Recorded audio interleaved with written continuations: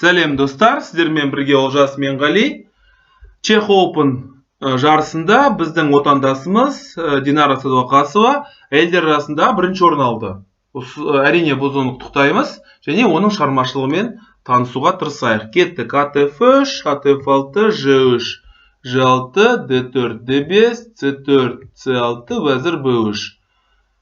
Грюнфельдке ұқсап тұр, бірақ Грюнфельдтің бір ерекшеліктері бар. Піл Ж2, піл Ж7, піл Ж2, патшаны сарайға кіргізді, сарайға А5, жедік А4, Вәзір Д1, жедік АС3. Енді үлкен басымдық көріп тұрған жоқпын, ақтардың үлкен басымдығын, бірақ түсінікті позиция. Бұлай, піл Д2, ат Е5, әрине мынаны жеуге болмайды.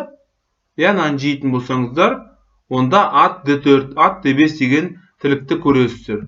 6, бұлай, С1, жедік, жедік, Е4, жедік, жедік, жедік,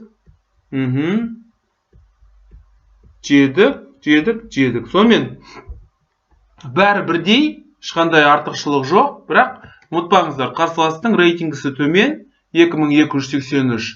Және бұны әрине бұл деген ерте ме кеш пе бұл қателесе бастайды. Қателесе бастайды, өйткені кейбір тұстарды әрине бұл түсінбейді. Бұл түсінбегеннің салдарынан ақырындап жағдайды қиындата бастайды. Оны өзі байқамайды, өйткені оның ойлау қабілеті оған жете алмайды. Б3, піле, Б3, жедік, жедік, жедік, жедік. Сонымен бұндай позицияларды гроссмейстерлер өте жақсы көреді. Гроссмейстер болсын, енді шеберлігі жоғары ойыншылар әрине әсіресе жақсы көреді. Себебі бұл жерде қауіп жоқ.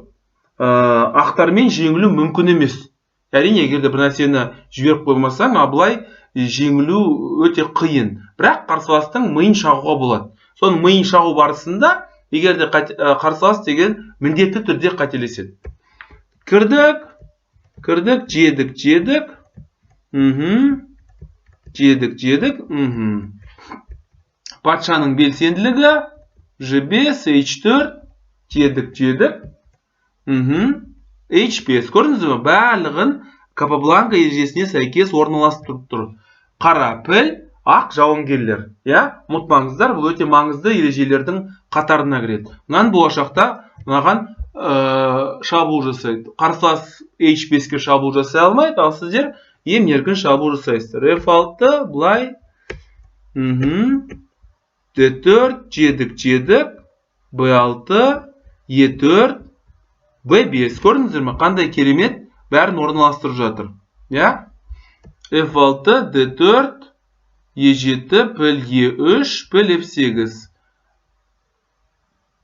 Король E5. Алдымызда тап-таза цугы цванг. Егерде бұлай жүретін болсаңыздар, онда піл C5 болады. Егерде бұлай жүретін болсаңыздар, онда патша D6 болады. Мен сіздерге үнемі айтам, қарсыластың қорғанысын бұзып өтуге тырысу керек.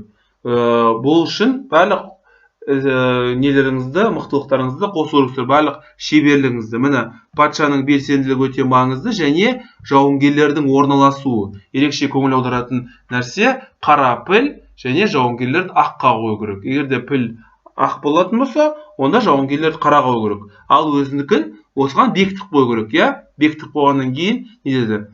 Соңғы тағы да бір айтады кететін жағдай, бұл жерде бір кемшілікті әрине жабуға болады, бір кемшілікті. Ал егерде екі мысалы қиын жағдай болатын болса, онда әрине жағдай қиындайды. Егерде мысалы бұл жақ кетіп қалсаңыз, онда H6-дағы жауынгерде құлап қалады. Міне осы жерде қарсылас жеңілді. Каналдағы видео орнайтын болса лайк басыңыздар, каналға жазылыңыздар. Сұрақтарыңыз болса қойыңыздар. Шама шарқыма сәйкес жауап беруге тырысамын. Жақсылықта кездесейік. Сау, сәлемет болыңыздар.